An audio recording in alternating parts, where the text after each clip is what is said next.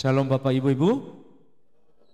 Ah, saya terima kasih ya lebih dahulu kepada majelis-majelis dan gembala sidang di GKIM Bukit Harapan ya. Saya mungkin dalam ingat saya cukup lama ya untuk melayani di sini karena saya sering ke gereja-gereja di luar kota Malang, Surabaya, Blitar sampai di luar pulau itu, Jawa. Tapi kemarin Pak Adeli yang minta saya akan melayani di gereja lain, maka mohon menyampaikan firman hari ini, maka saya siap, saya akan melayani. Terima kasih Bapak Ibu yang semuanya. Hari ini saya mau menyampaikan firman Tuhan dengan tema Tuhan sanggup memberi kekuatan dan kemenangan. Mari saudara-saudara, Bapak Ibu-Ibu yang buka Alkitab 2 Korintus pasal 2. 2 Korintus pasal 2 ayat 14 dan 15. Hanya 2 ayat saja ya. 2 Korintus pasal 2 ayat 14 dan 15 ya. Dengan yang satu suara ya, bersama-sama membacakan 2 ayat ini ya. 1, 2, 3. Tetapi syukur bagi Allah yang dalam Kristus selalu membawa kami di jalan kemenangannya. Dengan perantaraan kami, ia menyebarkan keharuman pengenalan akan Dia di mana-mana. Sebab bagi Allah kami adalah bau yang harum dari Kristus di tengah-tengah mereka yang diselamatkan dan antara mereka yang binasa. Amin.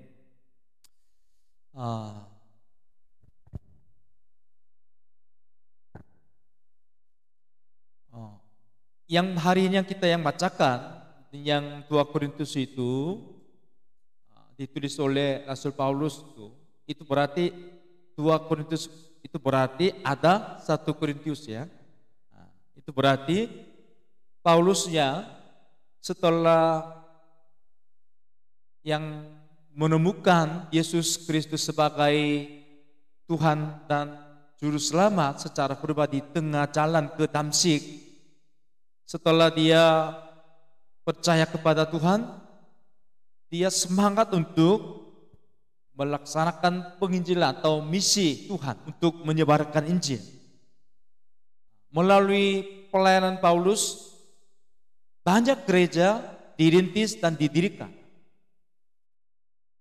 Bukan hanya di Asia kecil, sampai Eropa, melalui Paulus banyak gereja didirikan dan dirintis. Tapi salah satu gerejanya ini gereja Korintus di kota Korintus ini. Melalui pelayanan Paulus yang selama satu setengah tahun dia berdiam di kota Korintus, kemudian dia memberitakan Injil dan memurikan jemaat dan menggembalakannya. Akhirnya gereja Korintus makin bertumbuh, makin bertambah anggota jemaatnya, dan juga banyak berkat-berkat itu dicurahkan. Menurut firman Tuhan, di dalam jemaat Korintus ada banyak karunia-karunia Roh Kudus yang juga muncul di dalam gereja. Tapi semua yang gereja-gereja yang baik besar maupun kecil ada masalah ya. Di dalam gereja Korintus juga ada masalah, beberapa masalah yang serius. Penyembahan berhala, percabulan, perzinaan, perselisihan di antara jemaat-jemaat. Maka waktu Paulus yang mengingat dan juga memikirkan tentang gereja Korintus, di dalam hati Paulus selalu ada yang kekhawatiran, atau yang rasa yang itu apa yang tidak enak gitu. Pada malamnya dia mau tidur, nggak bisa tidur nyenyak. Saat yang apa memikirkan atau berpikir tentang gereja Korintus, kedengarannya, kabarnya tidak selalu baik. Maka Paulus yang pernah mengunjungi gereja Korintus kemudian menasihati dan menegur, menguatkan supaya masalah-masalah yang timbul di dalamnya dapat dipecahkan, diatasi. Tapi setelah kembali dari Korintus, kedengarannya masih ada masalahnya, masalahnya belum dipecahkan.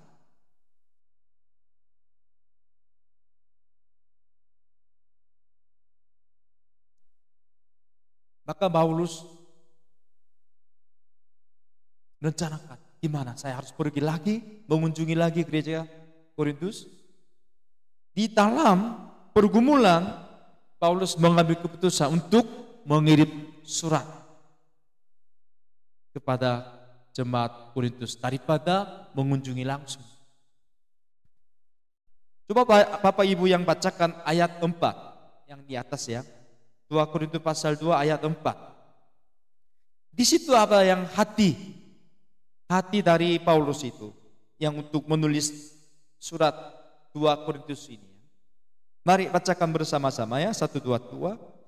Aku menulis kepada kamu dengan hati yang sangat cemas dan sesak dan dengan mencucurkan banyak air mata, bukan supaya kamu bersedih hati, tetapi supaya kamu tahu betapa besarnya kasihku kepada kamu semua.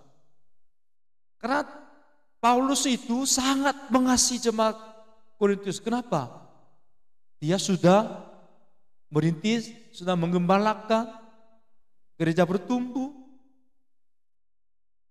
Maka di dalam hati Paulus ada yang sangat cemas dan sesak.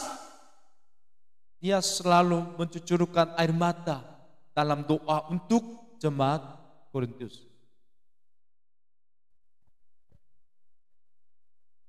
Tapi Bapak Ibu yang kita yang bacakan ayat ke-13 yang dimulai dengan kata tetapi. Pentingnya ini. Bapak Ibu, di dalam hidup kita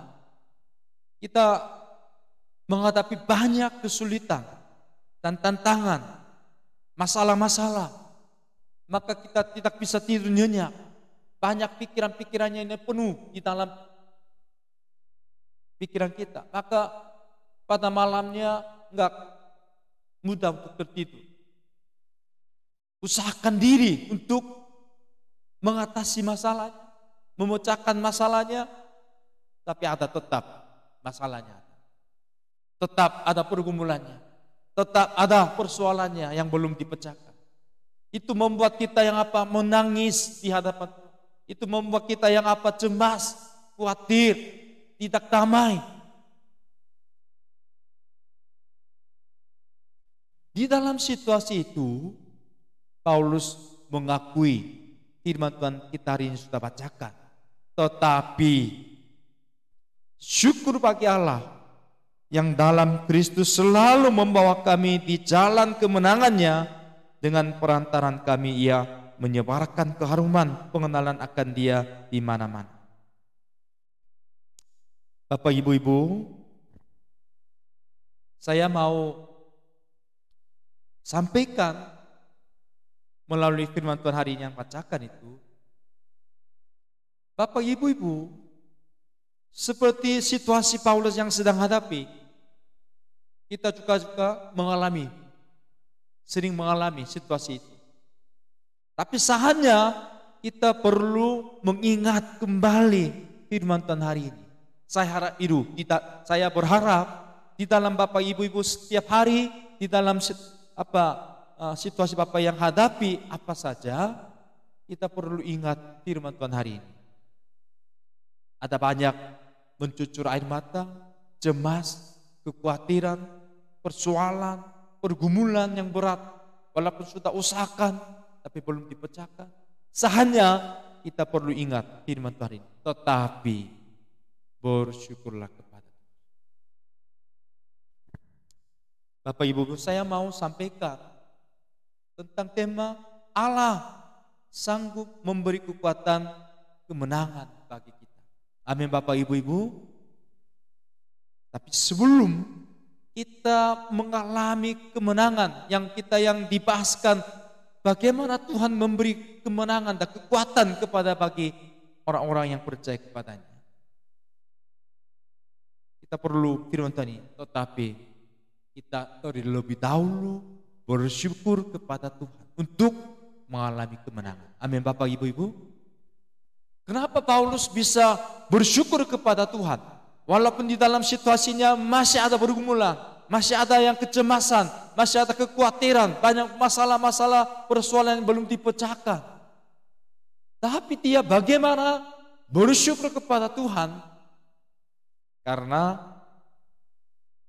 Paulus percaya Allah yang siapa. Dia tahu benar-benar Allah yang siapa dia percayanya. Menurut firman Tuhan hari ini yang kita bacakan, Allah yang siapa? Allah memberi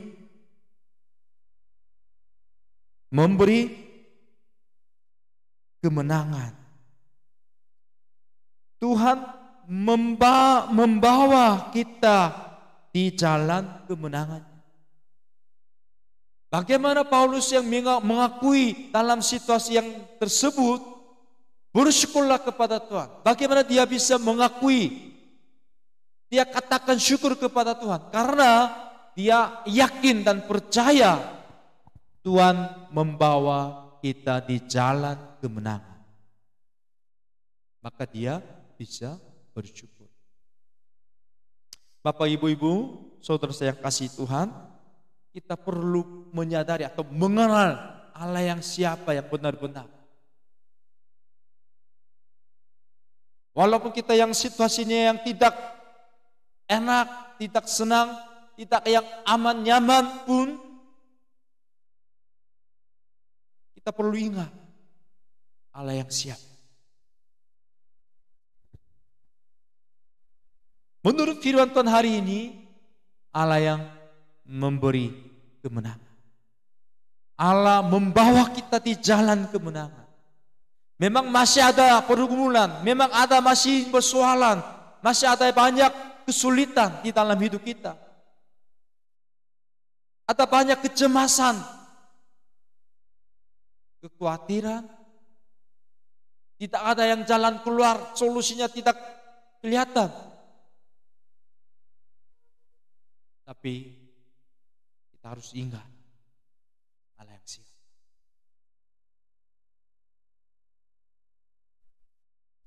Bapak, Ibu,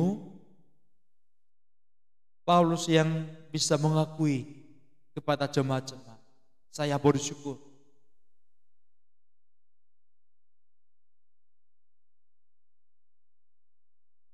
Menurut firman Tuhan, Allah yang sanggup memberi kekuatan dan kemenangan. Yesus telah mengalahkan dunia, kuasa, roh yang jahat, yang gelap, setan di kayu salib melalui kematiannya dan kebangkitannya. Semua sakit, penyakit, kutuk, kuasa maut pun dikalahkan oleh Yesus di kayu salib dan melalui kebangkitannya.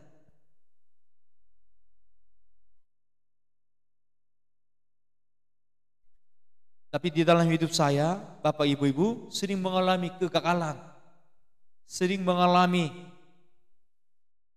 tidak keberhasilan. Tapi saudara-saudara, Bapak, Ibu ya, jangan melihat persoalan, masalah, kesulitan daripada Tuhan. Mata kita terfokus pada persoalan, pergumulan, masalah daripada Tuhan, kita tidak bisa damai, kita tidak bisa bersyukur. Tapi kita yang lebih dahulu melihat kepada Tuhan daripada persoalan masalah kita yang hadapi, kita masih bisa bersyukur kepada Tuhan.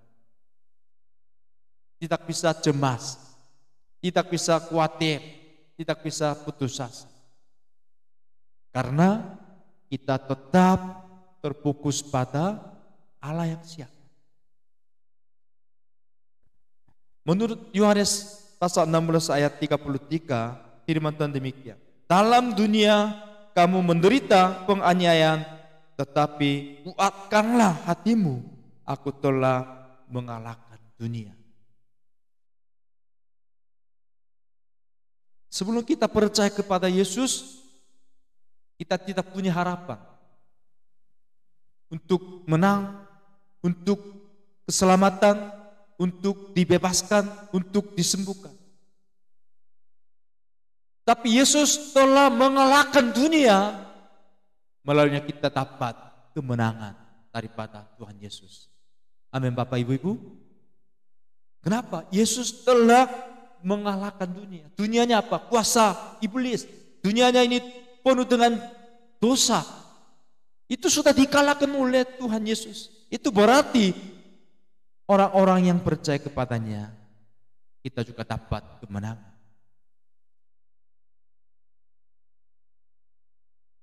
Bapak Ibu-Ibu yang kemenangan yang Tuhan berikan kepada kita, kapan kita yang bisa alami? Di mana kita bisa alami? Menurut firman Tuhan hari ini, selalu di mana-mana kita bisa dapat kemenangan. Dalam situasi apapun, kapan saja kita bisa dapat kemenangan. Mari bacakan ayat 14 lagi ya.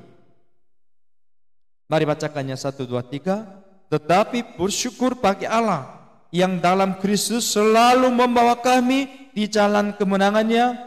Dengan perantaraan kami Dia menyebarkan keharuman pengenalan akan di mana-mana. Menurut firman Tuhan, membawa kami di jalan kemenangannya, di atas, di depannya ada, selalu. Yang dalam Kristus selalu membawa kami di jalan kemenangannya. Bapak, Ibu, saudara-saudara yang kasihi, Tuhan memberi kemenangan selalu. Amin Bapak Ibu.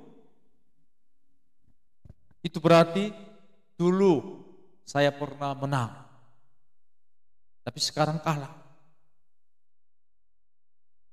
Hari ini saya menang, besok saya nggak mungkin mengalahkan dunia.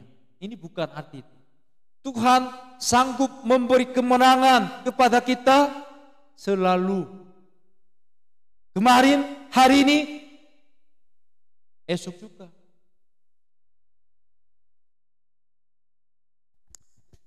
Kita sudah tahu ya, sudah kenal Raja Daud. Apakah Bapak Ibu yang kenal Daud atau enggak? Kenal ya? Sudah tahu kisah Daud ya? Di dalam Alkitab itu satu Tawarik. Di dalam kitab Tawarik ada kisah-kisah yang Daud alami, khususnya berkaitan dengan peperangan. Banyak musuh-musuh, lawan-lawan menyerang bangsa Israel. Tapi zaman pemerintahan Daud selalu menang. Tidak pernah dikalahkan oleh musuhnya. Dia mengalahkan yang musuh-musuh, lawan-lawan yang sudah menyerang. Mari saudara-saudara yang buka Alkitab ya, satu Tawarik. Ada alasannya, ada yang rahasianya. Satu Tawarik pasal 18 ayat 6 dan 13 ya. Satu Tawarik pasal 18 ayat 6 dan 13. Ada firman yang sama. Mari bacakannya bersama-sama. 1, 2, 3. Tuhan memberi kemenangan kepada Daud kemanapun ia pergi berperang. Saya bacakan lagi ya. Tuhan memberi kemenangan kepada Daud kemanapun ia pergi berperang. Sesuai dengan firman Tuhan kita yang bacakan, Tuhan memberi kemenangan kepada Daud.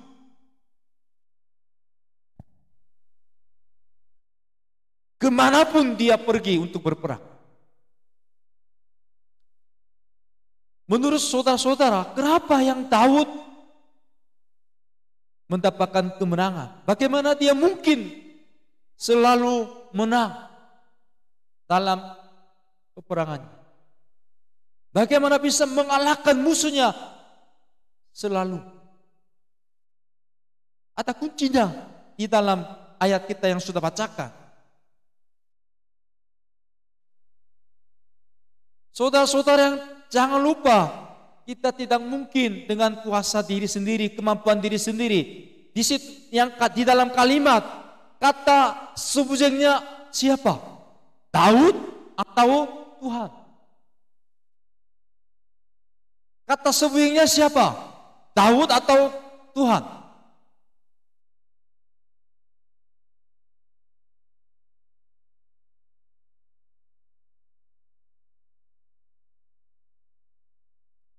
Yang membawa kami di jalan kemenangannya ini, kata subjeknya siapa itu?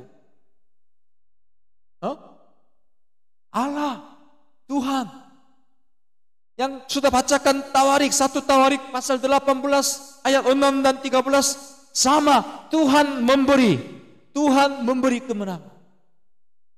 Kata subjeknya bukan Daud, bukan Paulus.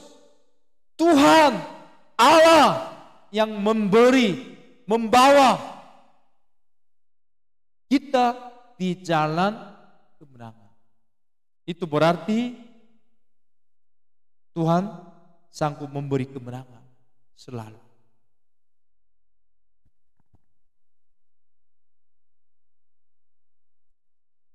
Banyak orang itu salah paham. Wah, saya dapat menang. Saya dapat melakukan sesuatu. Saya bisa mengatasi persoalan-persoalan masalah ini. Tapi sebenarnya Tuhan tidak memberi kekuatan, kuasa, hikmat. Bapak, Ibu, dan saudara saya, kami enggak mungkin. Sumber kekuatan, sumber kuasa, jalan keluar, ini hanya Allah.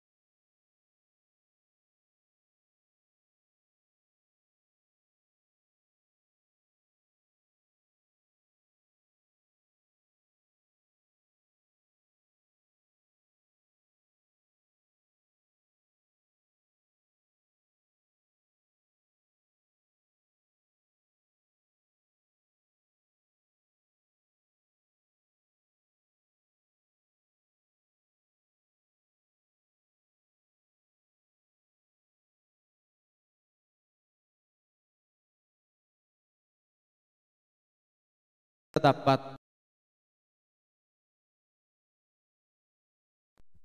berkat-berkat Tuhan, janji-janji Tuhan semuanya diberikan kepada orang-orang yang di dalam Kristus Yesus. Di luar Kristus keselamatan tidak ada. Di luar Kristus tidak ada kemenangan. Di luar Kristus tidak ada yang berkat, yang benar-benar. Pentingnya di dalam Kristus. Tuhan mengizinkan kemenangan, Tuhan mengizinkan keberhasilan bagi orang-orang yang di dalam Kristus.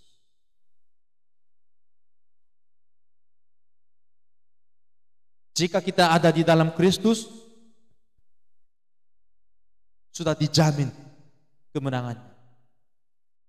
Sudah dijamin keselamatannya jika kita ada di dalam Kristus. Mari bacakan 1 Yohanes pasal 4 ayat 4. Saya bacakannya. Kamu berasal dari Allah, anak-anakku, dan kamu telah mengalahkan nabi-nabi palsu itu. Sebab roh yang ada di dalam kamu lebih besar daripada roh yang ada di dalam dunia. Kamu berasal dari Allah, anak-anakku. Melalui kita iman kepada Yesus Kristus, kita menjadi anak-anaknya. Maka itu berarti kita hidup di dalam Kristus.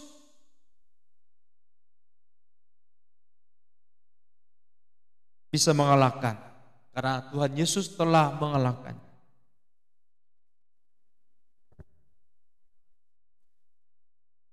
Kitab Roma pasal 8 ayat 37, firman Tuhan demikian. Tetapi dalam semuanya itu kita lebih daripada orang-orang yang menang oleh Dia yang telah mengasihi kita. Itu berarti kita yang dikasih olehnya bisa menang. Siapa dikasih oleh Tuhan? Percaya kepadanya, hidup di dalam Dia, dikasih oleh Tuhan. Maka kita dapat kemenangan karena Yesus Kristus yang mengasihi kita. Maka Bapak Ibu-ibu, kita harus apa? Berdiri teguh di dalam Kristus Yesus. Jangan tinggalkan dari Tuhan. Jika kita yang berdiri teguh di dalam Kristus, kita dapat hidup dan menang. Yang 1 Tesalonika pasal 3 ayat 8, firman Tuhan demikian. Sekarang kami hidup kembali asal saja kamu teguh berdiri dalam Tuhan. 1 Yohanes pasal 5 ayat 4. Sebab semuanya yang lahir dari Allah mengalahkan dunia. Dan inilah kemenangan yang mengalahkan dunia, iman kita. Siapakah yang mengalahkan dunia selain daripada dia yang percaya bahwa Yesus adalah anak Allah?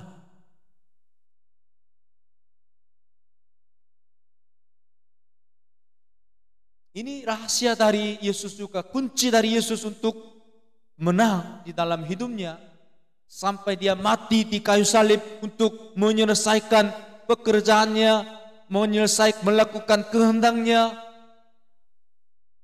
Bagaimana mungkin itu? Yesus juga banyak mengalami pencobaan-pencobaan, banyak godaan-godaan. Untuk apa? Tinggalkan kehendaknya, tinggalkan pekerjaan Tuhan yang sudah utus ke dunia. Sebagai manusia, tidak mau menderita, tidak mau sengsara, tidak mau apa? Mati. Tapi bagaimana mungkin Yesus sampai di kayu salib? Dia dengan rela memikul salib, mati di kayu salib untuk kita. Bagaimana mungkin itu? Karena Yesus selalu ada di dalam Bapa di surga. Dia selalu berdiri di dalam iman kepada Bapa. Ada hubungan yang dekat, hubungan yang intim, dekat daripada Allah Bapa yang sudah utus. Itu membuat kekuatan dan kemenangan dia benar-benar. Kalau saudara-saudara yang tidak hidup dalam Tuhan Yesus, hanya setiap hari Minggu saja datang di hadapan Tuhan dan beribadah, kemudian mulai hari Senin tinggalkan tempat ruang ibadah sampai hari Sabtu, hidup sendiri, tidak bergaul sama Tuhan, tidak bersama dengan Tuhan, hanya mencari hari Minggu saja, kami nggak bisa dapat hidup dalam kemenangan. Bagaimana orang bisa hidup dalam kemenangan selalu? Orang-orang selalu ada di dalam Tuhan Yesus. Amin, Bapak, Ibu-ibu.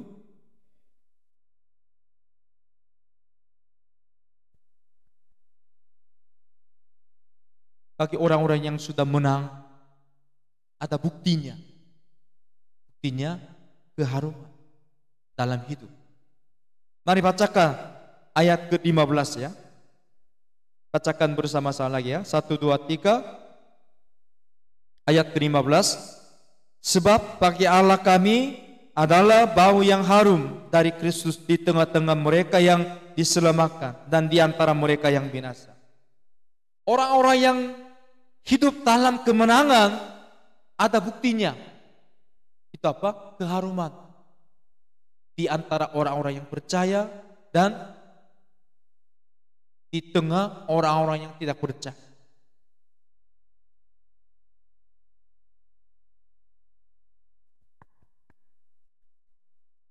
Dalam nama Yesus, jika kita menang, ada keharuman Yesus, aroma Yesus bisa dicium oleh orang lain.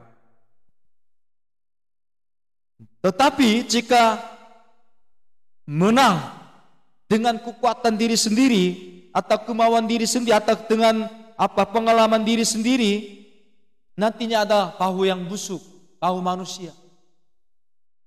Kita menang melalui kekuatan kuasa Tuhan, kita bisa memuliakan nama Tuhan. Wah, ini saya menang karena pertolongan Tuhan, karena kuasa Tuhan, kekuatan Tuhan yang sudah berikan, saya mampu menang.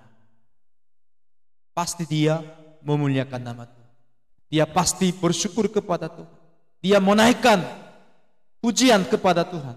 Tapi orang-orang yang menang, berhasil, sukses dengan kekuatan diri, dengan usaha sendiri, oh, ini saya hebat. Wah, saya cukup pintar. Wah, saya itu orang luar biasa. Mencari nama baik sendiri. Dia mencari kemuliaan diri sendiri. Tidak bersyukur kepada Tuhan. Itu orang-orangnya apa? Berbau yang apa? Bau yang busuk, bukan harum. Ini bau manusia. Tapi kita hidup dalam Tuhan tanpa kemenangan, pasti ada haruman daripada Allah. Bau yang harum. Ini bau Kristus. Maka Paulus menasihati kepada jemaat Korintus. Karena di dalam gereja Korintus ada banyak bau manusia, bau busuk. Orang-orang yang mau dipuji, orang-orang yang mau ditinggikan, mencari nama baik, kemuliaan sendiri daripada kemuliaan Tuhan. Mencari untung diri sendiri pada untung Tuhan. Maka dicium bau yang busuk, bau yang manusia itu. Maka Paulus nasihati, hidup di dalam Tuhan pasti dapat kemenangan. Orang-orang yang dapat kemenangan melalui kekuatan Tuhan, dia pasti ada bersyukur kepada Tuhan, memuliakan nama Tuhan. Andai kata kamu dapat kemenangan karena kekuatan diri sendiri, pasti ada bau busuk.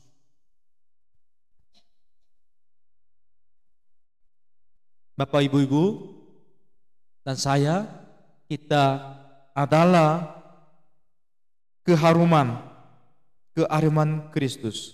Amin, Bapak, Ibu-ibu. Coba katakan satu dengan yang lain. Bapak, Ibu, keharuman Kristus.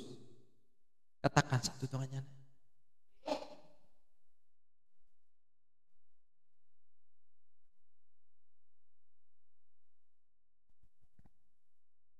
Saya mau mengakhiri khotbah hari ini saya. Kita perlu banyak pergumulan. Di dalam hidup kita ada banyak pergumulan. persoalan. Kita perlu banyak hal untuk berjuang di dalam kehidupan kita. Kita perlu mengalahkan dunia, kuasa dosa, banyak pencobaan-pencobaan, hawa nafsu diri. Bagaimana kita bisa mengalahkan semua itu? Harus kita hidup di dalam Tuhan Yesus. Kita harus menuruti pimpinan Roh Kudus. Kita bisa hidup kemenangan daripada itu. Saudara-saudara, Bapak, Ibu-ibu, tidak ada yang jawaban yang tepat bagi kehidupan kita selain Yesus Kristus. Saya mengakhiri dengan firman Tuhan 1 Korintus pasal 15 ayat 57. Saya mau menguatkan iman Bapak Ibu. Saya bacakannya 1 Korintus pasal 15 ayat 57 sampai 58. Tetapi syukur kepada Allah yang telah memberikan kepada kita kemenangan oleh Kristus Yesus Tuhan kita. Karena itu saudara-saudaraku yang kekasihi, berdirilah teguh, jangan goyah, dan giatlah selalu dalam pekerjaan Tuhan, sebab kamu tahu bahwa dalam persekutuan dengan Tuhan, jeripayamu tidak sia-sia. Amin. Mari kita berdoa.